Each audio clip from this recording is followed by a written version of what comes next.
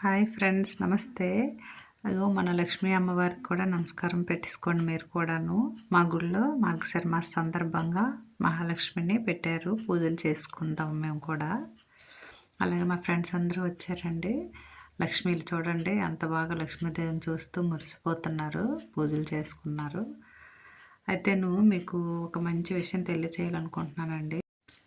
మరి పూజ చూస్తూ వినేస్తారా? చాలా మనకు ఉపయోగపడే విషయం అండి. మంచిగా పూజ చేసుకుంటున్నాను, చూస్తూ వినేయండి. ఏం కాదండి. ఇప్పుడు మనకి 15వ తేదీ వస్తుంది కదా, ఆదివారం. అలాగే 16వ తేదీ సోమవారం. ఈ నెలలో 16వ తేదీ నుండి ధనుర్మాసం స్టార్ట్ అయిపోతుందండి. ఆ రోజు సోమవారం. అలాగే శివయ్యకి కూడా ప్రత్యేక పూజ ఉంది. ముందు రోజు ఆదివారం 15వ తేదీ ఇలా మనం ఈ రకంగా పూజ చేసుకుంటే, ఆ రోజు ప్రత్యేకత ఏంటంటే మృగశిర నక్షత్రం అండి. ఆ రోజు పార్వతీదేవి పుట్టిన నక్షత్రం అండి. అది చాలా వరకు ఎవరికి తెలియదు. నేను మీకు తెలియచేస్తున్నాను, నేను తెలుసుకున్నాను. ఇంకో ముఖ్య విషయం ఏంటంటే ఆ రోజు దత్త జయంతి అండి. ఇంకా సాయంత్రానికి ఆరుద్ర నక్షత్రం కూడా మనకి వస్తుంది. అలాగే ఆ రోజు మనం ఆరాధన చేసుకుంటూ, అమ్మవారిని ఆరాధన చేసుకుంటూ లలితా సహస్రనామము పారాయణం చేసుకుంటే చాలా మంచిదండి.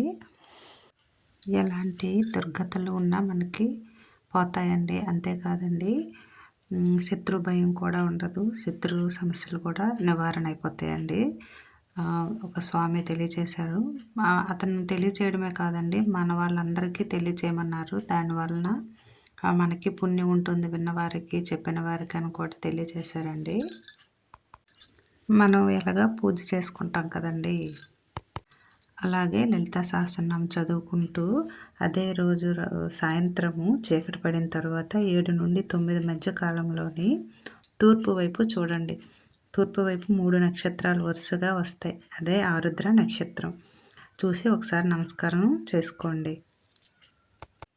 అలాగా గుర్తుపెట్టుకొని మరీ చేయండి. ఆదివారం సాయంత్రం ఆ రోజు చెప్పాను కదండి, దత్త జయంతి, అమ్మ పుట్టిన మృగశిర నక్షత్రం రోజు, ఇంకా ఆరుద్ర నక్షత్రం కూడా సాయంత్రానికి వచ్చేస్తుందండి. అదే మరుసటి రోజు సోమవారం ఈ ఆరుద్ర నక్షత్రం రోజు ఇంకో విశేషమైన పూజ కూడా మన శివయ్యకి చేసుకోవచ్చు. మీకు విషయం చెప్పాలండి. ముందు రోజు మృగశిర నక్షత్రం సందర్భంగా అమ్మవారికి మనం అనుగ్రహం తీసుకుందాం పూజ చేసుకుంటూ, ఇలాగా లలితా సహస్రనామం చదువుకుంటూ. అలాగే మరుసటి రోజు ఆరుద్ర నక్షత్రం ఉంది, సోమవారము, మార్గశిర మాసము, ధనుర్మాసం కూడా ఆ రోజు నుంచే స్టార్ట్ అయిపోతుందండి. అలాగే ఈరోజు ఎంతో విశేషమైన రోజు, 16వ తేదీ సోమవారము, మార్గశిర మాస శుద్ధ పాడ్యమి. శివ ఆజ్ఞ లేనిదే చేవైనా కుట్టదంటారు కదండి. అలాగే మనకు అతని ఆజ్ఞ ఉంటే మనం ఆ రోజు ఉపవాసము శివారాధన చేస్తే కోటి సోమవారాల ఉపవాసం చేసినట్టు మనకి ఫలితం దక్కుతుందండి. అంటే ముందు రోజు పార్వతమ్మ దేవిది, మరుసటి రోజు శివయ్యది. అంటే ముందు మరుసటి రోజు మనం ఆది దంపతులు, మొదట ఆది దంపతులు ఎవరండి? శివపార్వతులే కదా. వాళ్ళ పూజ చేసుకున్న అదృష్టం మనకి కలుగుతుంది. అలాగే ఇంకో విషయం అండి, శివయ్యకి అత్యంత ప్రీతిని అయిన వారు ఎవరో తెలుసా? కార్తికేయులండి. అంతటి ఇష్టంగా మనం కూడా అవ్వాలి అంటే ఇలాగా ఈ పూజ చేయాలి. శివయ్య అనుగ్రహం మనకి తప్పగా వస్తుంది.